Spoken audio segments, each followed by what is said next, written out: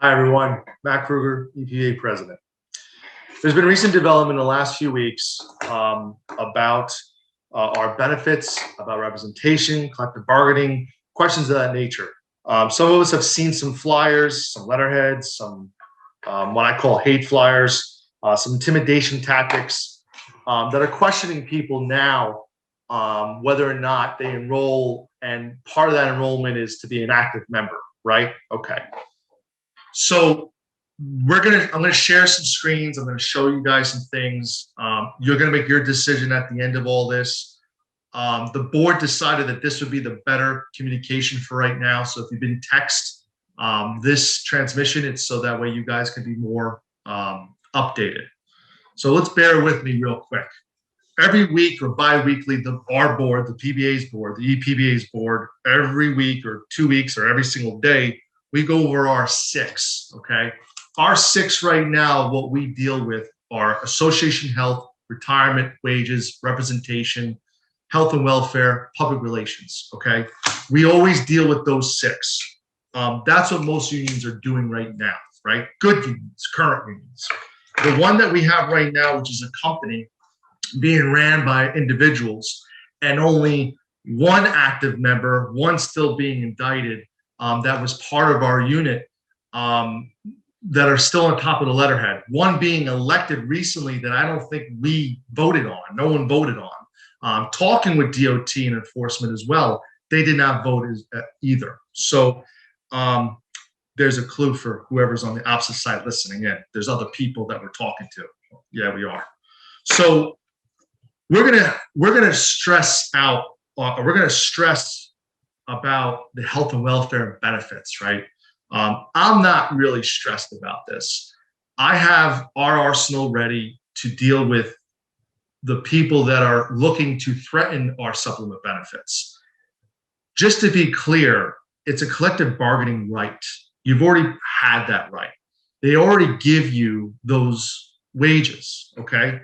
So if you're not a member, you're still fully covered by a collective bargaining agreement that was negotiated between your employer and the union is obligated to represent you. Any benefits that are provided to you by your employer persistent to collective bargaining agreement, wages, seniority, pensions, health insurance, are not affected by your non-membership. If the union offers some members only benefits, you might be excluded from those receiving those. But dental and vision was already included from our last negotiation. So I can't see how that's going to affect us. And if it does, again, we're going to be coming knocking and we're going to have some representation for that. If you're not a member, you may not be able to participate in union elections or meetings. Well, it doesn't really matter, right? Because they don't have meetings as much. And, you know, the July 19th meeting, Zoom meeting, great. But you haven't had elections ever. So I don't think that really is going to bother us. Vote collective bargaining ratification elections. So our CBA, what we currently have, is still the citywide agreement of 1996 to 2000. We've just ratified the agreement over the years, MOU, MEA, then he gifted it away. When I say him, is the guy who's being possibly indicted, facing criminal charges in September or October, right?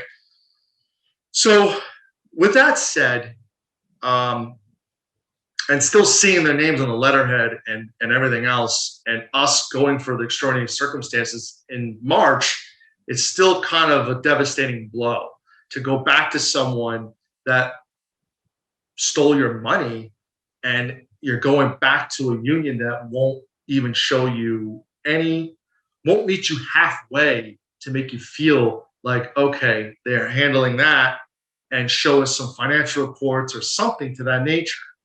But they won't do it. There's always a reason.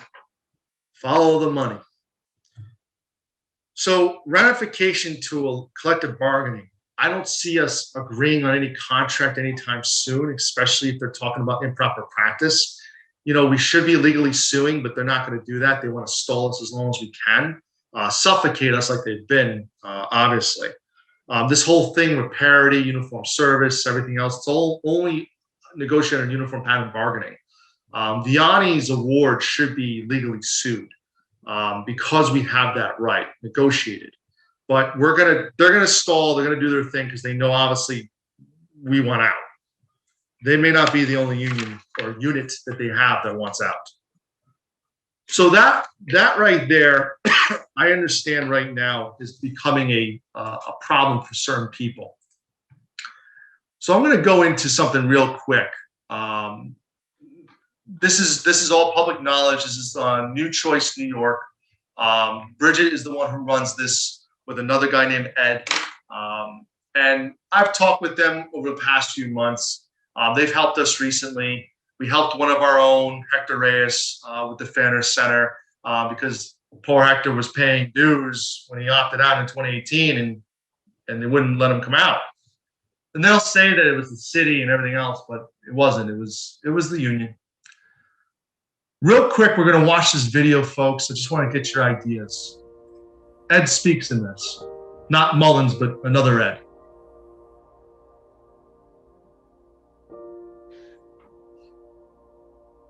Olak, sorry, Ed Olak. The effect of the Janus decision is if somebody opts to become a non-member, they do not have to pay dues.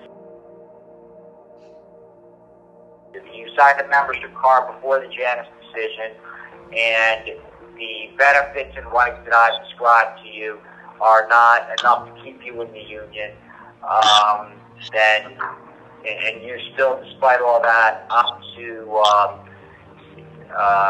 drop out of the union, you would not be required to pay dues. The last part of your question, Ms. Hurley, is would you lose your dental eye benefits? The answer is no. You would not lose your dental eye benefits because they're benefits that are covered by the contract. So, as I said earlier, the Janus decision does not have any impact on issues related to the collective bargaining agreement. So you guys heard from Ed. Bridget hired Ed, and Ed's pretty good to talk to. He does work for, I don't know if he still works for New York State Public Employees Federation, but we've had conversations in the past. Real quick, this is right here, folks, is collective bargaining chapter 3. This is in their OCB regulations. I'm just going to highlight this one part. Section 12305, rights of public employees and certified employee organization. Public employees shall have the right to self-organization to form, join, or assist public employee organizations to bargain collectively through certified employee organizations of their own choosing, and shall have the right to refrain from any or all of such activities. So that's giving you guys information right there that, yes, in that paragraph, it goes into something of that nature of like, managerial and the employer can have collective bargaining rights because, they're an employer and stuff. But right before that sentence, it pertains to employees of the city of New York. And it's stating as such that in a collective bargaining agreement, you can refrain from voting or voting, right? It's your right. You want to vote for something, you can. The one thing that we've noticed is that the question, other than the benefits, which you just saw Ed talk about, but the representation part is true. If you do opt out, you don't need, or they don't have to provide you representation, which is why we went with a legal action plan of our own, because we wanted to make sure that our cops are covered. It's silly not to be covered. It's weird to be a police officer and not have representation, right? Especially in times like these, we should not be questioning that, especially if we're looking to go somewhere else and we fear the fact of, retaliation or anything like that, right? So we set that up. We passed that. We're not the only PBA in New York State that did that, right? Albany PBA did the same thing. They've been trying to get out of Council 82 for many years, and they set up their own legal action plan. It's been very successful. Almost all their cops are involved in it. If you are not a member, you are still fully covered by the collective bargaining agreement that was negotiated between your employer and the union is obligated to represent you in your collective bargaining agreement. Any benefits that are provided to you by your employer pursuant to collective bargaining agreement, wages, seniority, vacations, pensions, and health insurance are not affected by your non-membership, okay? Where we get into voting for collective bargaining is through the ratification process, meaning if we have to ratify something to the collective bargaining agreement, we may not get a vote for that. But the last time I checked, we haven't had a CBA, right? We've only had MOUs and MEAs based off a citywide contract. Those MOUs and MEAs got us paid, we got money, we got a 36% increase, all that stuff, but we're kind of still working for that, right? You know, I think it's safe to say that we're all working for our wages still. So ratification to collective bargaining, if you're non-member, just to clarify, if you're a non-member, you don't get to vote on those ratifications. I don't see that happening. You don't get to vote on elections. I've never seen that happen. You don't get to vote in membership activities. Whoop-de-doo, right? So that company right now that holds our bargaining certificate, you know, has already appointed people onto the board. They didn't have elections, right? They just didn't have them. They're not having them at all. They can get away with it because they are a company. You're paying a company, a third-party company, to represent you collectively. That's what's happening right now, okay?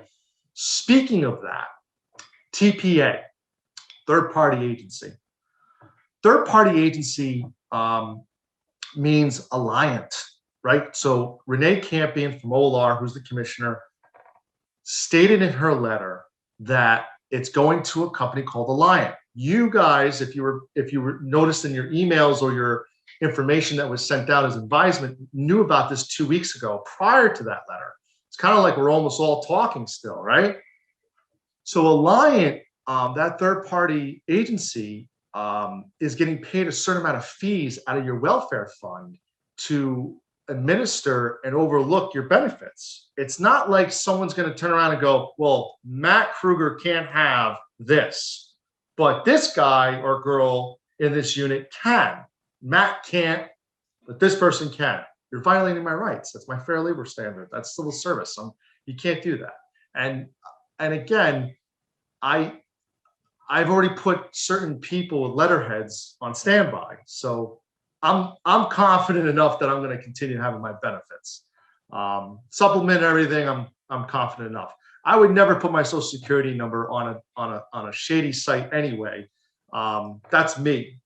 I would like to do an enrollment process, kind of like what we did last year as a life change situation, where someone else is there administering this whole entire thing, not me going online and going, you're an active member, you're not an active member. Oh, if you're not an active member, you have to go sign up. Nah, it doesn't work that way. That's a trick, right? Company's trick, but I don't think so. So going back to, and I'm going to go right to number 7. Opting out of the union means the union may no longer be required to provide certain services to you, such as grievances or disciplinary representation. You guys know that. People who leave the union usually can vote on the union contract. I'm sorry, can't vote on a union contract. That's not going to pertain to us. We don't have a contract still signed, and we will be able to vote on our collective bargaining agreement. Afterwards, if they ever voted on it or we ever get to vote on one, the ratification process, that would be a hard one, because that was negotiated finally under the union that you currently have, which is a company, that they collectively bargained for. But MEA, MOUs, all that stuff that we've always had before, 100%, you guys get a chance to vote on that. Vote for union officers to run for office themselves. Well, we've already checked that one off the box, right? We just had someone who became a third vice president. We didn't vote on that. They may also not receive certain union perks, such as travel discounts. Consult the union for the full list of rules. All right. Like, you're never going to get those rules anyway. They're kind of called bylaws, and I don't think we ever got those anyway. Real important. I think it was number, let me see here, number 10.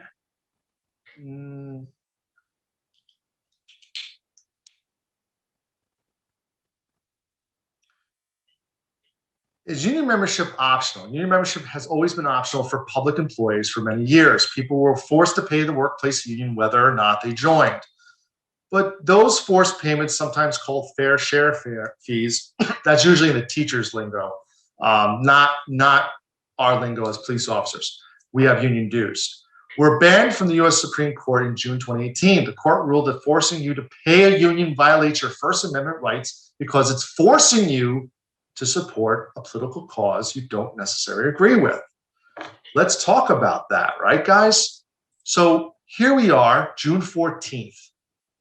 That's Eric Adams. He's running. I believe he made the primary.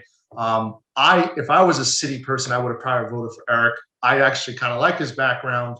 I've been told by other sources that they like Eric as well. But if you notice in this picture, we have first Vice President Jaquan Rivers, and we have third Vice President Yolanda Moore.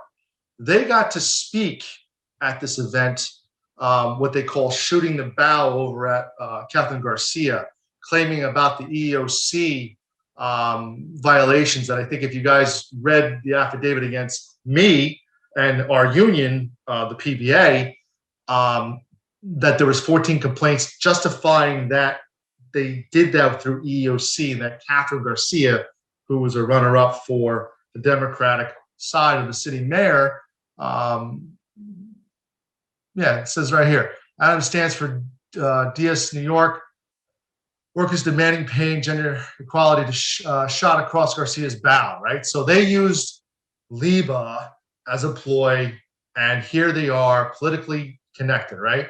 And then we look at this picture, and here's Jaquan, here's Yolanda, here's Eric Adams, and here's Phil Seelig. And Phil's he's part of it. He's in the union with this whole thing.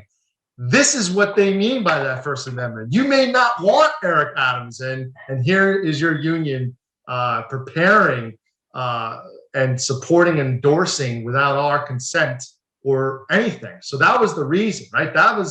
That's one of the reasons. So this is right here. Here's your optics, folks. All right. Now, granted, I probably would vote for Eric Adams, but maybe someone else in this unit that's paying dues may not want to vote for Eric Adams. That's the reason why we went through Mark Janus in 2018, right? This article's here. If you guys want this article, you guys can email me, text me, and I can send it to you. But obviously, if you do the recording, you guys can probably see at the top right here if you want to look it up and read. We want people to have their voice, and we want people to feel that they have representation at the same time.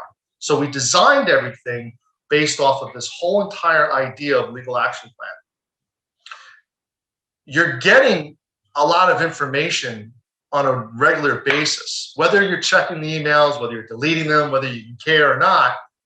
This approach, hopefully, if you're paying attention or you want to read or you want to listen or you want to watch or whatever, I'm hoping we understand this, right? So benefits, you're going to be covered no matter what.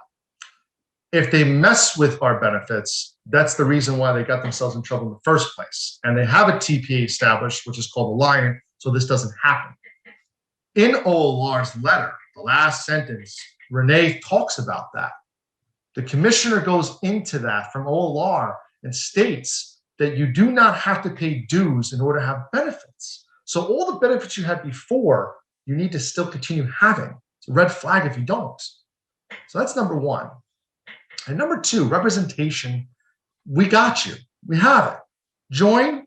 You can stay in the union if you want.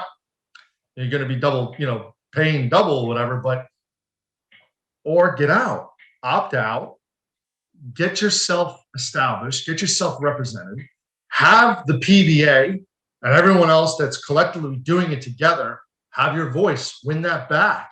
They stole your PBA. They stole that watershed PBA from us. This is your PBA, and it's a union now. So you're not a union on collective bargaining, but you're a union on paper. You're a union to the state of New York. Lynetta James signed off on it. The Attorney General signed off on it. Department of State signed off on it. The New York City COIB, Conflict of Interest Board, signed off on it. You're a union. You're a police union. It doesn't get better than that. Okay? It doesn't get better than that.